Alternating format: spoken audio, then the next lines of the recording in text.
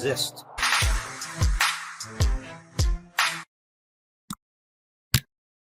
It's a real pleasure to have you here, Dr. Abdulsalam, or if I can just continue to call you Bahira. I'm wondering, Bahira, you've been a professional businesswoman, an engineer throughout your career. What got you involved with the 1 Million March for Children, which is the march that is being planned?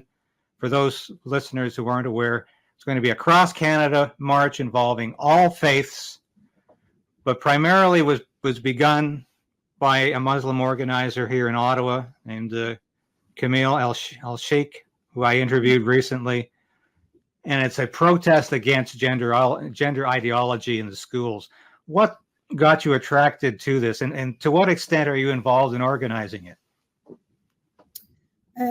Okay, so I'm a mother of 3 boys, and my youngest is he is in the middle school, and there was an incident in the school that affected my son, which made me concerned about being involved in parent council. So I actively joined the parent council of my child's school.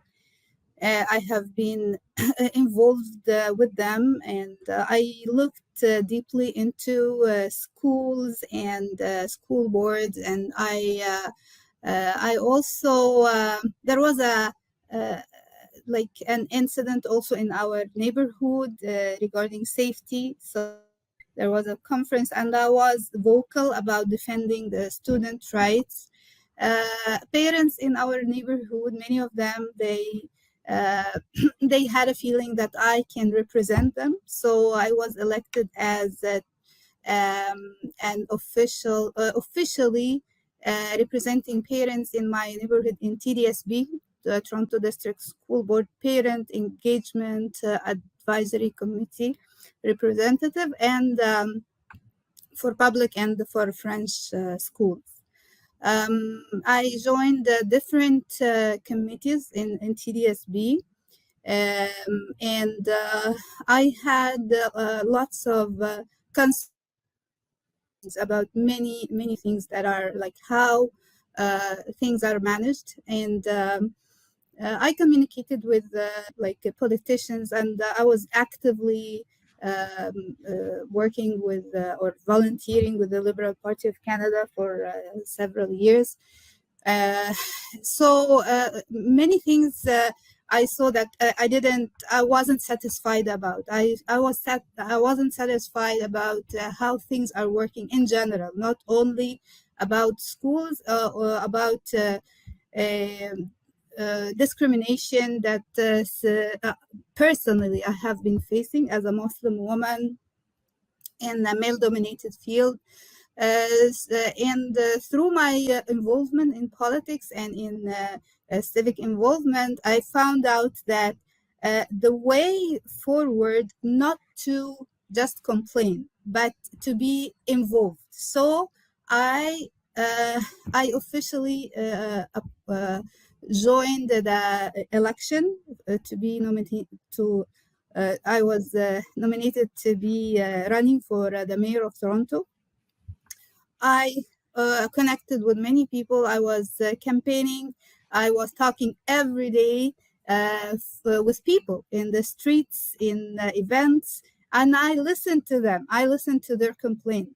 And this was one of the major complaints of people about raising their children. So people in Toronto, they have lots of challenges. They have challenges regarding transportation, regarding the cost of living, and many challenges. But raising their children the way they want is the most critical challenge they have. And they gave me this feeling that this is what we need. So that's so Kamal, I connected with him very recently, but I can assure you that there are huge number of groups of parents all over Canada. They are willing to do anything to make sure that their children are raised in the way they are, and the education needs to be changed. There must be a reform. So when Kamal talked to me about what he is doing, I was motivated because I know that this is what people really need. So you're obviously talking about the gender ideology curriculum in the schools and the fact that children are forced to salute the gay pride parade and to acknowledge this month, or as Trudeau calls it now, a season of gay pride. And this goes against your faith. Hello, Rainbow Railroad! Happy Pride season! Yeah, so it is the problem is much more complicated than a curriculum. It's a whole system, right? Because some people say, okay, if it is the sex curriculum, look at it, it has nothing wrong, right? So what is wrong really is that children are educated in a way, and the ideology that is controlling public schools is that telling the children they might have been born in a wrong body. So they want to change the way children are treated by changing their pronouns or letting them choose, which is something it's unbelievable. How can a little child be confused or be given an option about choosing a pronoun different than? So one thing that I really see critical as a Muslim, as a believer, that we believe in God. We believe in a huge, like the greatness of our Creator. So telling our children that their Creator or our Creator might have been mistaken, or how they are created might be wrong, and from a very young age, this is very dangerous for their faith. This is the core problem that I see about gender ideology.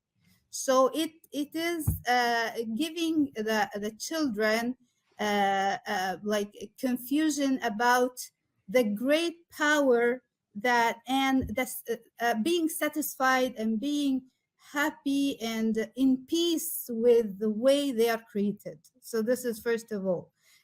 Confusing kids at this very young age is very dangerous, and we want the children to go to the school to study, to learn critical thinking, to study all kind of subjects.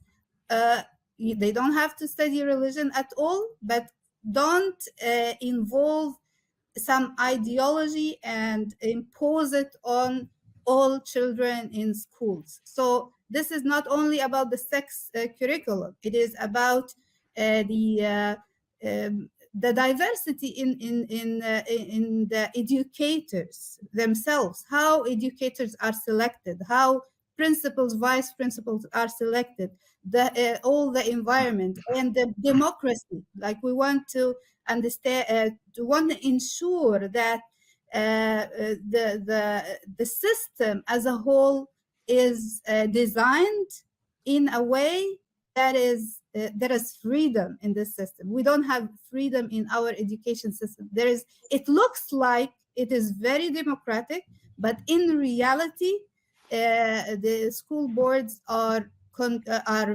given a huge power, and there is even provinces or the provincial or the federal government, they give them a very big, it is like a cult. This is what I see it. Well, that's an interesting way of putting it, because certainly, as far as I am concerned, when they force students, children, to be indoctrinated into an ideology it's almost like it's a religious drive. And there was a teacher in Edmonton who's been infamously quoted now as saying that, telling her Muslim students that if they didn't agree with this gender ideology program, if they had a problem with observing Pride, so-called Pride Month, that they should leave Canada. And there was another teacher in Ontario who was recorded surreptitiously by one of her students saying that the students who decided not to be there for the raising of the so-called gay pride flag were disgusting. And she said this word repeatedly to children, that they were disgusting and hateful for not showing up for this event. How does that make you feel as a Muslim woman, that teachers think they can say, go leave Canada? Okay, so this is completely disgusting, honestly. Like, we cannot have teachers of this kind in our schools. Like, a teacher has to be, she has to be like open-minded. She has, even if she really finds that this faith is completely opposite to what she really believes, but this is what diversity means, right? Diversity means accepting others regardless of their religion, regardless of their school of thought, regardless. So when we find that this is the way teachers or some kind of like ideology completely rejecting others because of what they believe. So this is racism. This is not diversity and inclusion. So what I find is that there is a kind of like a new definition maybe for diversity and inclusion. Like, diversity should mean accepting everyone without limitations, not accepting a small group of people and rejecting the others. So this is unacceptable. So Prime Minister Justin Trudeau famously says diversity is our strength. Obviously, he doesn't really mean that, does he? No, he doesn't mean that. He means that for this is what this is why I was very actively involved as a liberal, but I didn't realize that this is what they mean. If I knew that, I wouldn't have voted or supported the Liberal Party in my life. And I really, I feel that I was deceived, right? If this is what they mean by diversity, to only accept to be like in part of the member of the LGBTQ community, and this is what diversity means for them. So this is not acceptable. Just a little point of clarification. I want to make it very clear. Me personally, I don't hate people, right? For whatever they are, whoever they are. I don't hate them. I don't hate LGBTQ people, gay, lesbian, queer, whatever. I don't hate them, right? They are humans, and they are respected no matter what their decision is. Because there is a kind of like it's an evil stakeholder. I don't know who is doing this, but they are trying to convince people that when others are protesting for rejecting LGBTQ ideology, they hate you. No, we don't hate them. We hate to impose something or an ideology on our children. We hate to limit our freedoms. We hate to be discriminated against, but we don't hate people. We are not excluding them. We are not calling to reject them or remove them from schools. We love children no matter who they are. We love people no matter who they are, but we hate to be that our children to be taught something that are against our values. So this, I don't know if this is clear enough, but I know that some people are really confused about it, that they think, oh, they are protesting, so they hate us. No, we don't hate you. Yet you have been subject to hateful speech on it's now called X, formerly called Twitter, that there have been numerous tweets / posts that are, I've seen them, extremely hateful, directed against you. And I understand you've also had death threats. Yeah. Now, yeah, I do. I did receive a huge number of comments and tweets and messages and sometimes like phone calls, but I I didn't. I did a police report about this because really it is concerning about my safety. Like, yes. So what I understand that this is how they wanna spread this idea, or they wanna confirm that no one speak up, silencing people, right? Because I am, if I am really afraid about my reputation, right? I am someone who is a conservative person, like if I'm a Muslim, I don't want someone to say something bad about me. So I will just be silent when I see all this flood of hate speech about me. And this is how they used to silence people. It is not only me, by the way, like many people, they are exposed to this.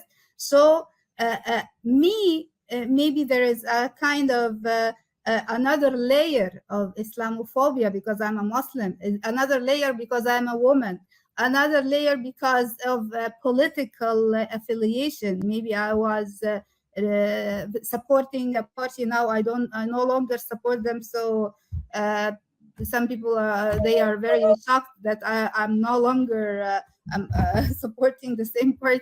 So there are like different reasons, but what I can say that I am not really gonna be silenced. I'm not gonna be silenced by door attack. And this is my advice to everyone. Let's say the 95% of Canadians who really don't belong to this ideology. They are Christians, they are Jews, they are people who even atheists. They don't like their children to be taught this ideology in school. If everybody spoke up, if everybody went to the protest and said, this is what we want, how are they going to silence them, right? Yeah. So this is like breaking the barrier of fear of inside people that, oh, they are going to harm us, or to, no, we shouldn't be afraid of that. And this is maybe I get this. I'm very concerned because I feel a responsibility. I have a responsibility, a very big responsibility, because of the knowledge I have. I knew something, some information some people, they don't know. They don't know what's going on. They are very busy with their work, and they are busy with making money, putting food on the table for their children. They are not aware of what is going on in the schools and how. So we need to raise the awareness. We need to let people know that be careful. Your child may be subjected to an ideology to confuse them about their gender. And you need to be careful that your parental rights may be taken away of you, so you don't have even the right legally to know what is being, and it happens in schools. Yeah. Yeah.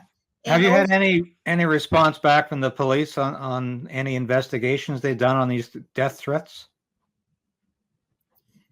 yeah, so they told me they have a very strong Islamophobia, um,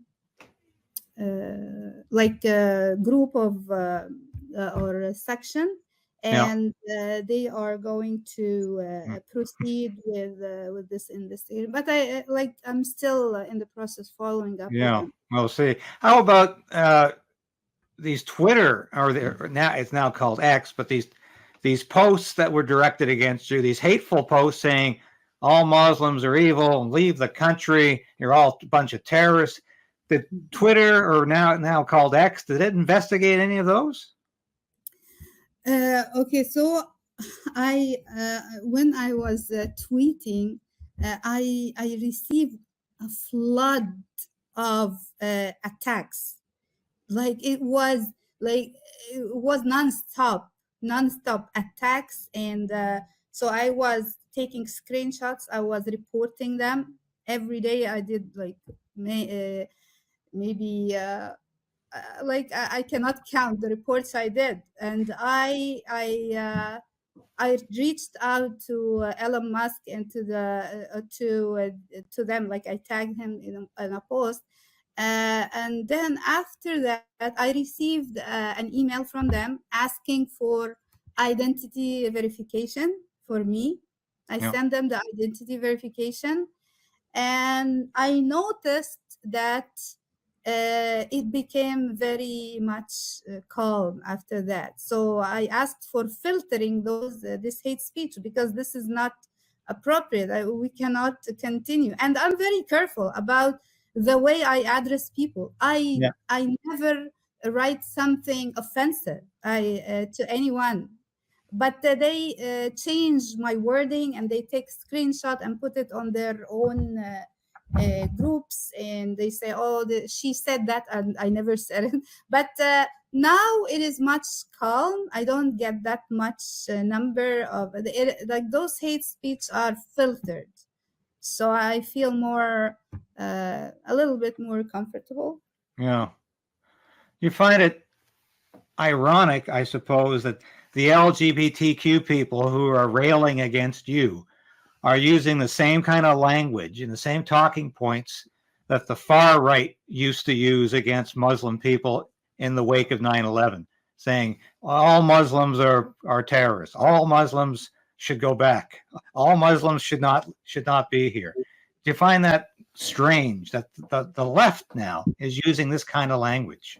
Okay, just to be clear and honest, not all the LGBTQ people are attacking me. Many of them reached out to me.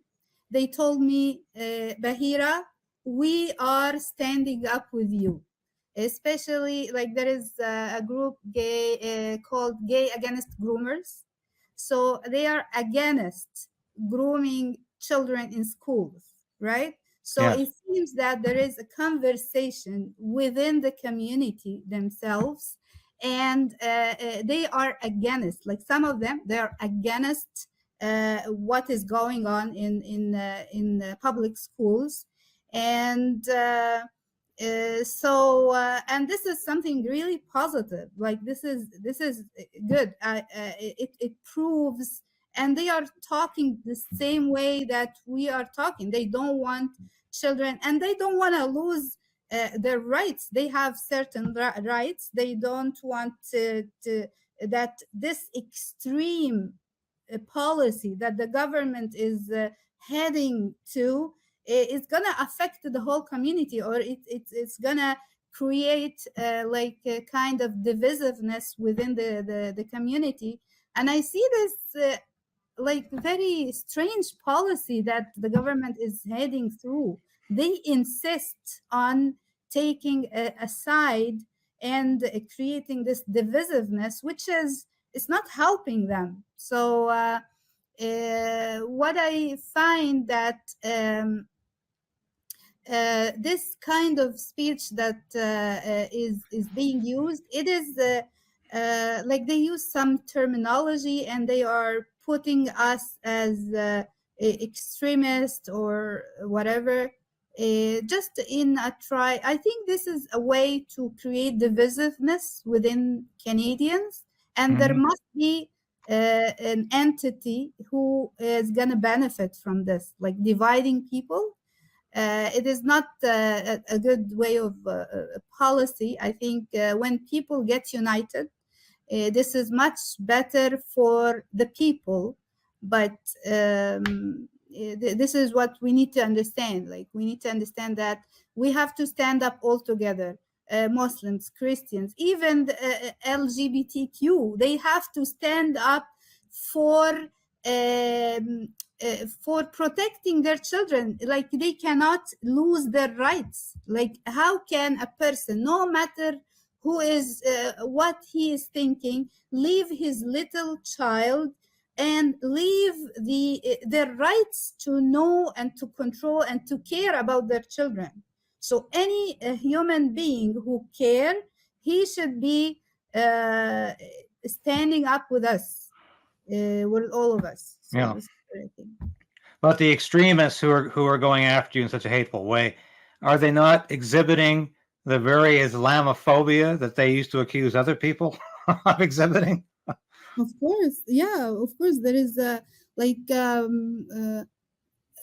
so they want all Muslims to leave Canada. Some of them, they want me to go back to my country. Or when I started posting about Florida and the United States and the laws, and they want me to go there. So I will not, like, I'm a Canadian, right? This is my home. Like, no one can push me away from my home because my faith or because the way I think. And even if I do decide to go anywhere, this not going to stop people of, like, people are now they are alert, and it is not me as a person who is opposing this. It is parents from all over Canada. They are against this ideology. Now, Prime Minister Trudeau didn't really know what to do when Muslims started pushing back against his LGBTQ ideology. And so what he did, as you probably know very well, he told Muslims that they were being misled by disinformation and misinformation coming from the far right or the American right wing. Now, how did you feel being told that you can't tell the difference between right and wrong yourself? Okay, so I think Prime Minister Trudeau is misled by some advisors who do not really understand how really Muslims think. So probably he has been told that this is how it is, and it is not. This is not correct. So Muslims, they have really a very strong faith. Not all of them. Not all of them. Some Muslims are maybe some of his advisors, maybe they are not really understanding the deep they don't have deep knowledge of Muslim community. But Muslims, they have deep faith, and they have a holy book, and we are not really, we haven't been very vocal about our ideas and our faith, because we don't want to we want to live in peace, right? And Yes. this is what we thought, that if you want to practice your religion, do it, practice your religion, you are free, others are free to do whatever they do. So there was kind of disengagement, I think. Like many of the Muslims have been practicing their religion, and they are people don't know really, they don't have clear understanding. Many people, they don't have clear understanding about how they think. And I think this is one of the problems. We need to communicate more. We need to talk to each other more to understand each other, because this kind of understanding and engagement, this is the thing that will create unity within the Canadian communities. Well, I think clearly Trudeau is all behind Muslims as long as they agree with him. But as soon as they start to disagree with him, then suddenly they're unreliable. And he has certainly created an opposition by his own words. I think with the advent of these protests, it illustrates that Justin Trudeau is losing support amongst Muslims. There's a recent poll, and I think that suggests to me that a lot of those people are not only Muslims, but Sikhs and Hindus who are becoming alienated by Trudeau's extremist policies. And are you hearing the same thing from your Muslim friends and family, that they can no longer support Trudeau or the Liberal Party? Yes, definitely. Like with his policy of taking side with LGBTQ ideology and imposing it and making it, like preaching it in our schools. They are preaching it as if it is the new Canadian religion or the new Canadian, and you cannot be Canadian unless you are accepting, respecting, and being silent. This is unacceptable. Like we are, any person, especially Muslims, we are very proud of our identity. So being told that this is how it is, no, this is not how it is. This is the way this is your policy. So this policy is not working for us. So Muslims are completely rejecting this policy of the Liberal Party, and he is being very clear about it. Like even though we have shown our we demanded our rights, but still he is posting every day his how he is going every day to Pride and to Barbie movies, and which is it is surprising for me. Like so, yeah. So it is like I personally, I am encouraging every Muslim to not to vote for the Liberal Party and the NDP, because Liberal and NDP are by the way, our movement, it's not a political movement, Yes. but I this is how we see what is it is like it is imposing this ideology through political parties. It is not going to work. So we have to discuss with politicians. Don't give your vote for anyone who don't represent your values. So this is my advice to people. You have to vote, you have to participate, you need to have civic engagement, because this is how we have reached this situation. By people are not well engaged, even they don't go to vote, or they don't understand who is the politician that they are voting for.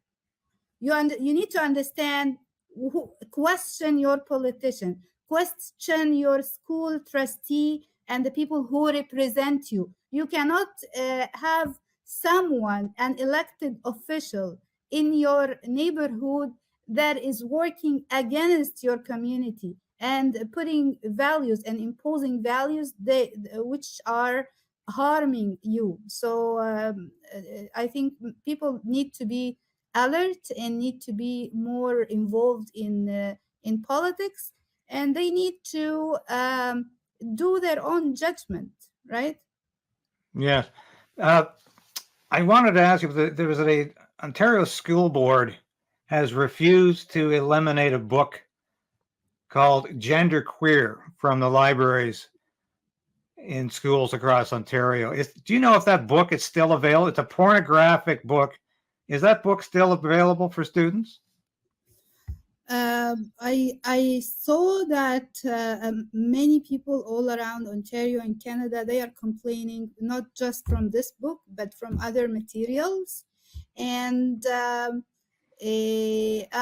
cannot tell that what what exactly the situation, but it has to be. We need a reform about the system, because let's say they remove this book, there will be another book which is similar, or it is about the idea itself. It's about the policy. It's about that the Minister of Education, he doesn't have enough power over the school boards, right? So it is the problem is not limited to a specific book or a specific curriculum. It is much bigger than that. And like, for example, I read in the news that they want to have drag queen shows into the schools in Toronto, and then they want to remove the opt-out option. So drag queen is it's a show where someone from the LGBT, they read books for kids, and definitely there is like kind of preparing them for this idea and giving them some concepts about how to be an LGBTQ or whatever, and there are like some extreme cases of those people that I'm not gonna discuss this now, but what I wanna what surprised me and shocked me, that they want to put the show and they want to remove the opt-out option, claiming that it is gonna hurt their feelings. They will not feel that they are accepted. Like how come that you are doing this? And in other countries and in other cities outside of Canada, they completely by law they said this is not going to happen in schools. Why in Canada we have this extreme way of imposing this ideology in our schools and putting drag shows and making mixed washrooms? Yes. This is not correct. Like Toronto District School Board, they started an experiment while people are busy with their lives. They put mixed washrooms, and then they want to normalize it, and that's very dangerous. Yes. So getting back to the million-person march that's coming up on September 20th, I recently was interviewed on this subject by Redacted, which is a huge YouTube station run by a couple out of Portugal, actually, but the husband formerly worked for Fox News, very capable journalist, as is his wife.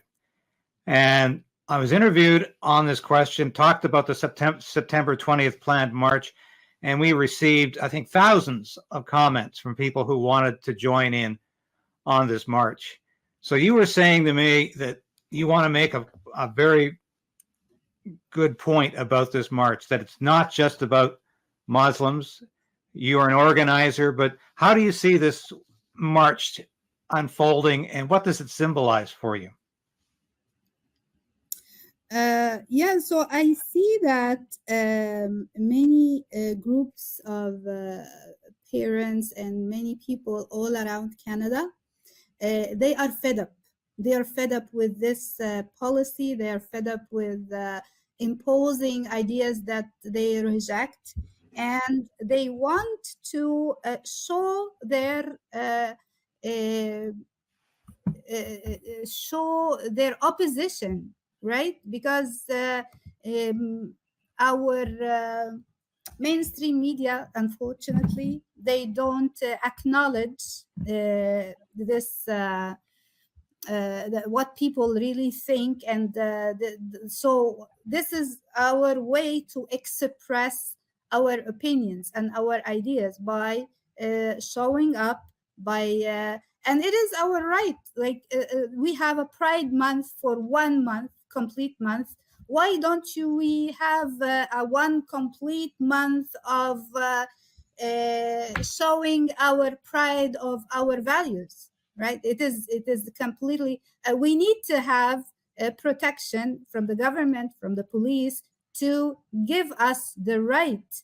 I know that the Pride, they have like millions of dollars to ensure that they are down the streets, they are expressing their freedom. So this is also our freedom to express our opinions and to express our like the size of the number of people who are demanding, and we are, and this is now we have a lack of trust about sending our children to schools and knowing that all that what is happening. So I think that I see that like huge number of people are asking us, they want to participate, they want to be organizers and part of this protest. Well, I applaud the Muslim community in this country. And I never like to use the word community because it's vague. It really doesn't mean anything. But I applaud Muslims everywhere in Canada for doing this, for waking up Christians and conservative Catholics and Jews and Sikhs and Hindus and everybody else who needs to get involved. I come from an evangelical Christian background. I come from a part of the country that's supposed to be the religious majority in this country still, but Christians have done very little to push back on this gender ideology and this gay pride theology in the school. And I thank you for the work you're doing. As I said to Camille when we last spoke, thank you for waking up all faiths and all religions and all races to the danger that's going on in our schools. Thanks for caring for our children enough, because I've never seen the pushback that I think we should have seen from my own evangelical community. They always acquiesce. They're passive while their pastors are put on trial and jailed for preaching the gospel. And thank God Muslims said enough, because I think this is going to be one hell of a celebration of unity, religious unity in this country, when all people of all faiths from coast to coast get together and register their opposition to these policies. I want to thank you for being on the show with me today, Bahira. It's I am going to continue to be in contact and communication. Please let me know if you get any more response about these death threats, because this should never be happening in Canada. This is supposed to be a country of tolerance, and that's what we're always being told by Justin Trudeau. But tolerance seems to only go so far on the left, and I think that's an indication of how dangerous this country has become. Our freedom is very fragile, and so thank you for being a part of this march and for speaking out and for fighting and for running for mayor of Toronto. I should mention that as well. You ran for mayor of Toronto in 2023, and I think you're not afraid to voice your opinion or your dissent, and that supposedly is a hallmark of being Canadian. So I think you've shown us all what being a Canadian is all about. Thank you so much. Yeah, but I just I don't want to take the privilege of being leading. I think I'm the least one involved in I'm connected with groups of parents who have been working for years, like 7 years, 3 years. They have been leading this movement, and I just of protecting our children. Like I met many wonderful people who have in different areas all around I met them online, not in person, but and Christians and priests, they sent me messages, and they have petitions against this ideology. Like thousands of people signed the petition. So maybe I am more active online. I am more vocal on Twitter, and this is why people started to notice me. But I know that there are a huge number of wonderful people. They did a lot to support this movement. Some of them, I know them personally. They have been working for 7 years on this. And I think that what we are seeing now is the result of those wonderful people efforts. Those efforts will be like we will see very soon a success of the efforts of all the activists that have been working from different groups, from different faith groups, and even atheists, even from within the LGBT community. Many of them,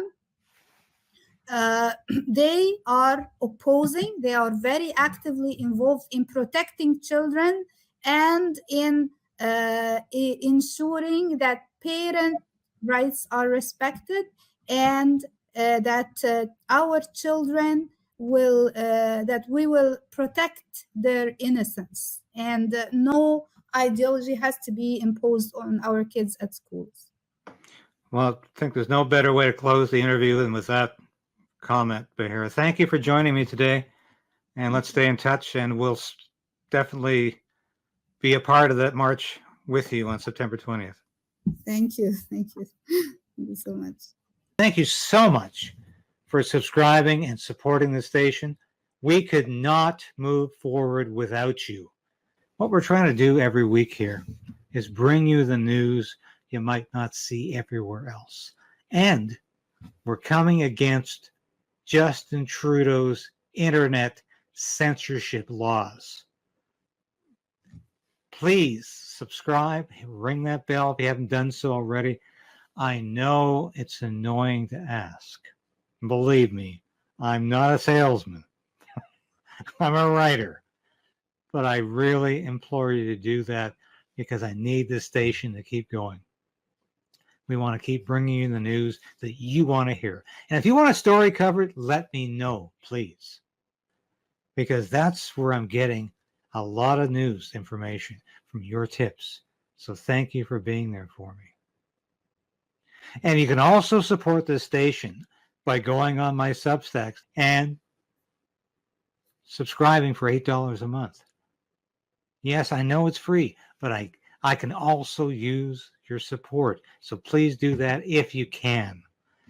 And I'll continue to be here every week, every day if must needs be, to tell you what's really happening in this world of ours.